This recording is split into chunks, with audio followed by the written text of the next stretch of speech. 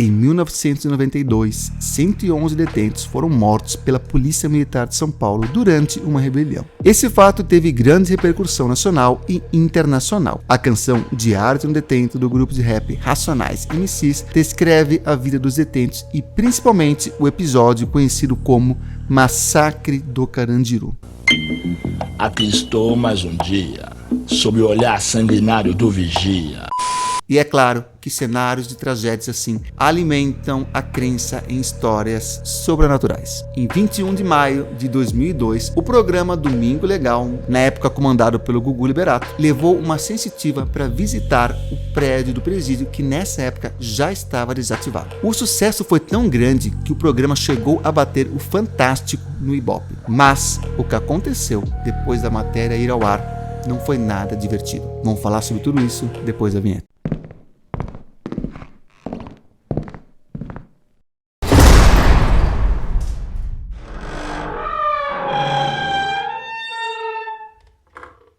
Você gosta de mágica? É claro! Mesmo que eu não fosse mágico, eu saberia que você respondeu sim. Isso porque a mágica tem 100% de aprovação. E com certeza você já ouviu aquela história que é preciso treinar muito antes de apresentar um número de mágica. E se eu te falasse que isso é uma mentira? Ficou interessado, né? Bom, então eu quero convidar você para conhecer o meu curso Mágica do Zero, onde, fazendo apenas uma aula, você já vai conseguir fazer mágica para os seus amigos. Mas isso não é possível! E o preço desse curso é ridículo, apenas R$20.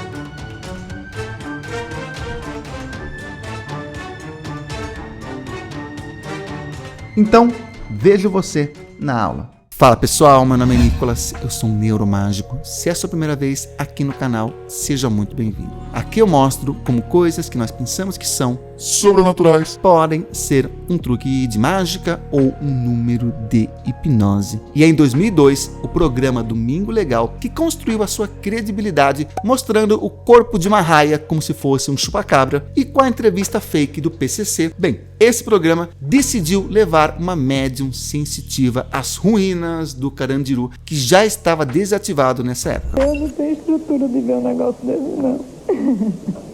E o que era o Carandiru? A Casa de Detenção de São Paulo, popularmente conhecida como Carandiru, que fica no bairro do Carandiru, foi inaugurada em 1920 com um custo de 14 mil contos de réis. Um valor muito significativo para a época. Nos seus primeiros 20 anos de funcionamento, ela era considerada um modelo para outros países por manter boas condições de higiene e assegurar trabalho e educação para os presidiários. Chegou a ganhar o título de cartão postal da cidade e visitação pública. Os primeiros problemas começaram a aparecer só lá por volta de 1940. Bom, o primeiro problema óbvio era a superlotação. Na tentativa de melhorar a situação, em 1959, durante o governo Jânio Quadros, foi inaugurado um anexo com péssimas condições de higiene que aumentava a capacidade da prisão para 3.250 detentos.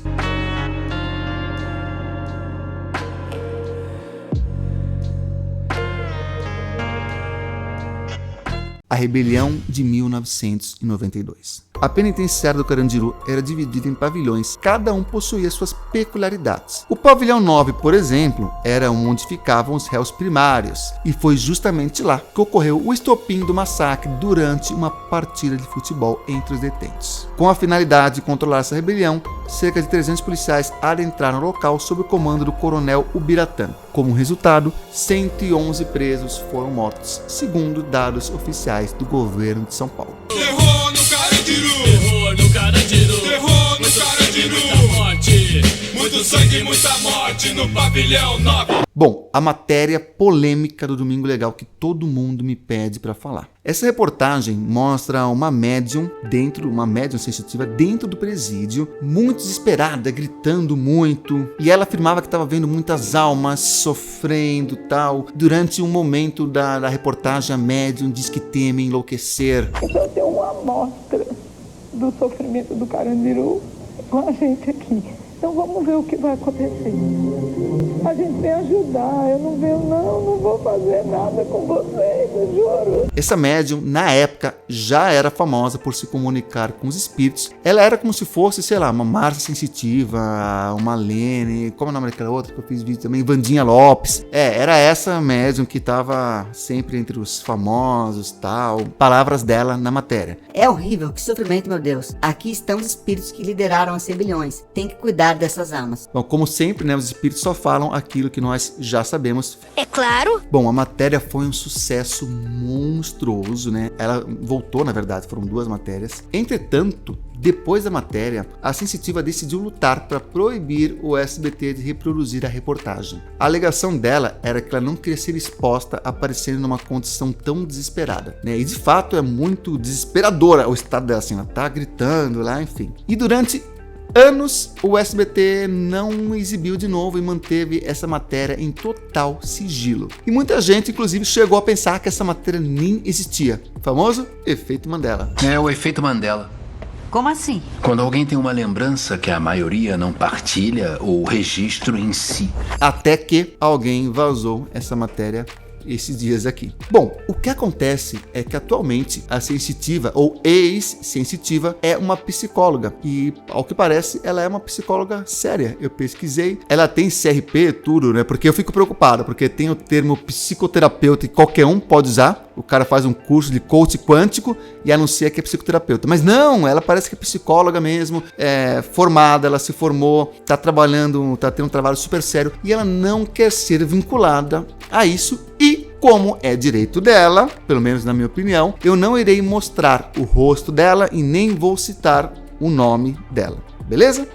Tá bom. Parte do que deixou essa matéria tão impactante são as reações emocionais da Sensitiva. Ela gritava, chorava e isso deixou as pessoas muito impressionadas. Acabou funcionando como uma validação, como se ela não pudesse fingir aquilo. E vamos lá. Supondo que essas reações sejam verdadeiras, sejam genuínas, ou seja, que ela não estava fingindo para ganhar Ibope, o que também não faria sentido, já que depois ela mesma pediu para não exibir. Supondo que sejam verdadeiras, isso significa que, de fato, existiam fantasmas naquele local? Não, lógico que não. O medo é uma sensação instintiva e natural do ser humano. O medo serve como uma defesa e proteção a uma ameaça real ou imaginária. O medo tem uma importância evolutiva, teve uma importância na nossa evolução, né? Sem o medo nós estaremos vulneráveis. Mas a questão é que o nosso cérebro praticamente não consegue diferenciar uma ameaça real de uma ameaça imaginária. Ou seja, se você acredita que tem fantasmas e aquilo representa uma ameaça para você, você reage da mesma forma que seria se houvessem fantasmas reais ou uma ameaça qualquer real. Ao longo da nossa história, todos nós experimentamos o medo, seja por questões emocionais, experiências anteriores ou fatores cognitivos, como bem explica o neurocientista Pedro Calabres. É por isso que você sente, quando está com medo, aquele frio na barriga. Um outro lugar de onde o sangue é retirado é do rosto. E é por isso que quando você olha uma pessoa com medo, ela geralmente parece pálida, branca. Além disso, o seu cérebro ordena glândulas a secretar hormônios no seu sangue, como a adrenalina e o cortisol, que vão fazer com que aumente a sua frequência cardíaca, fazendo com que o coração bata mais rápido e também aumente a sua eficiência cardíaca, fazendo com que o coração bombeie mais sangue a cada batida. E no caso da Sensitiva, a sugestão tem um papel muito importante na formação desse medo. Chris French, chefe da Universidade de Pesquisa de Psicologia Anomalística em Goldsmith, na Universidade de Londres, que se autodenomina um cético desmancha prazeres, diz que a mente humana é altamente sugestionável. Palavras dele: evoluímos para sugerir ao nosso cérebro que devemos nos proteger da ameaça de um animal feroz. Então, uma sugestão bem colocada pode nos fazer ver coisas que não existem. Houve uma experiência em 1990. Psicólogos da Universidade de Illinois em Springfield não é a cidade dos Simpsons, né? Fizeram um passeio pelo centenário Lincoln Square Theater e fizeram com 2 grupos de pessoas. Só que, para um desses grupos, eles falaram que eles estavam investigando assombrações. 1990, hein? Pessoal do YouTube que caça fantasma no cemitério, ó, já estavam fazendo isso aqui em ambiente controlado muito antes, olha lá. Então, lá, só deixando muito claro, eles foram fazer um passeio num local meio deserto aqui, meio desértico, e para um grupo, eles falaram que eles estavam procurando fantasmas, que estavam fazendo uma investigação paranormal, e para outro grupo falaram que era só um passeio. E, para surpresa de 0 pessoas, o grupo de visitantes que foram informados que era uma investigação sobrenatural, foram muito mais propensos a relatar emoções intensas e sensações estranhas. Ó, palavras dele aqui. Essa peculiaridade mental é tão poderosa que pode nos enganar em tempo real. Em um outro estudo conduzido pelo Francis, os participantes eram muito mais propensos a dizer que viram uma chave girando sozinha na fechadura se alguém que estava ao lado falasse que viu também. Ele disse que o nosso cérebro vive encontrando evidências sobrenaturais em ruídos distorcidos ou imagens desfocadas, e a esse fenômeno dá o nome de pareidolia. Eu falo isso todo dia aqui também, mas ele tá falando há mais tempo, tá bom? Ele diz que a pareidolia pode explicar muitas das gravações de vozes e fantasmas. Eu também falo isso sempre. Se um caçador de fantasmas ou um médium é instruído a ouvir uma certa frase, então seu cérebro, que adora identificar padrões, tenta ao máximo criar as palavras exatas a partir de vários fragmentos de sons aleatórios. É o que acontece naquele aplicativo que é usado por caçadores fantasmas chamado Ecovox, que eu instalei, testei aqui e já mostrei em um vídeo que está aqui no canal também. E no caso da matéria com a sensitiva no Carandiru, dava para ver que ela já estava sugestionada muito antes de chegar, de entrar no prédio do Carandiru. Durante a parte que ela está no carro com o Gugu, ela já está emocionalmente alterada. Aquelas almas, é como se a gente estivesse indo agora no presídio, soltar um monte de almas que estão aprisionadas há anos ali dentro. E aí entra o fator expectativa. Você tem tanta expectativa que algo vai acontecer que de fato acaba acontecendo. Acontecendo não de verdade, né? Você acaba achando que aconteceu. Pronto, seria a melhor definição. Você acha tanto que vai acontecer uma coisa que de fato você acredita que aconteceu depois. Expectativa. Uma outra forçação de barra muito clara nessa matéria foi falar que ela adivinhou que existiam elevadores no Carandiru e que ninguém acreditava que eles existissem. E acontece que quando eles chegam lá, eles de fato encontram os elevadores, só que eles já estão interditados há uns bons anos, tá? Construíram uma parede lá, tal. Uma grande surpresa para toda a equipe. Antes de entrar na casa de detenção, disse que existiam elevadores no Carandiru e ninguém acreditou. Estão interditados há uns bons anos, tá? Construíram uma parede lá, tal.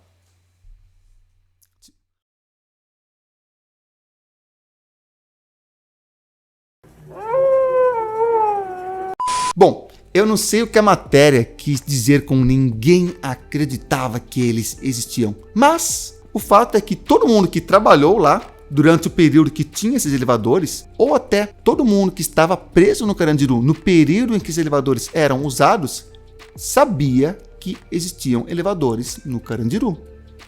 Outro caso encerrado, meu caro Watson. Bom, outras videntes foram no Carandiru depois, não no Carandiru porque foi demolido, mas no local onde era o Carandiru, inclusive a Márcia Fernandes e algumas outras, né? Toda vez que eles vão lá, toda vez que algum vidente vai lá, eles falam o que vem na cabeça. Ai, Dora, aqui tá o espírito disso, tá, beleza, beleza, bom. Mas o que acontece se você colocar algum sistema de controle nessas visitas? Antes de eu responder, vou pedir para você se inscrever no canal, ativar as notificações e, para me acompanhar mais de perto, me seguir também no Instagram. O meu Instagram é @neuromágico. Um programa de TV do Reino Unido decidiu testar 3 médiums. Forget science for a minute. Okay. You as an ordinary bloke. Yeah. Are there any genuine mediums? Do you believe in it at all? I'm open-minded to the possibility.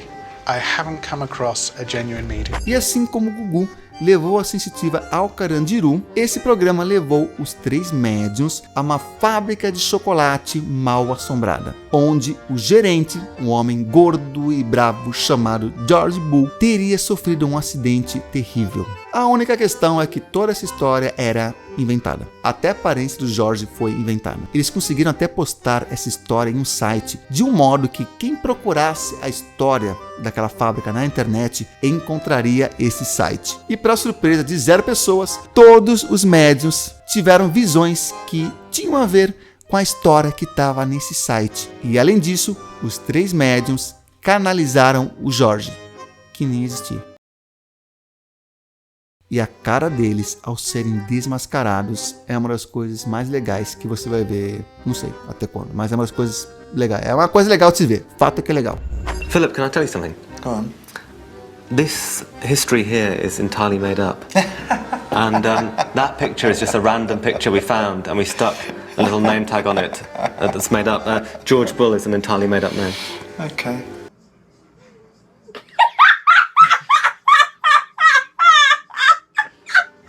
I have to tell you, that all came from a story that I made up.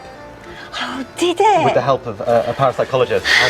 And we put that You up put on, it, yeah, I know. on the website. Congratulations. And did you read that website? No. So how did you know all these facts? A friend of a friend.